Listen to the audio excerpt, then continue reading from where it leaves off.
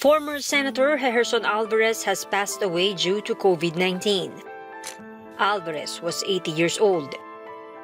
His wife, Cecile Guidote-Alvarez, also contracted COVID-19 but has recovered. Alvarez was born in Santiago, Isabela.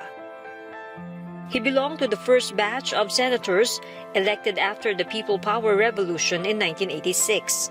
After serving the Senate for 2 terms, Alvarez was elected representative of the 4th District of Isabela.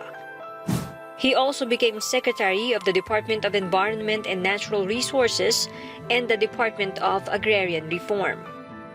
Alvarez also served the Climate Change Commission. In the Senate, he was known as the principal author of the Comprehensive Agrarian Reform Program and the law creating the Department of Energy. In the House, Alvarez was responsible for the enactment of the Solid Waste Management Act and the Clean Air Act.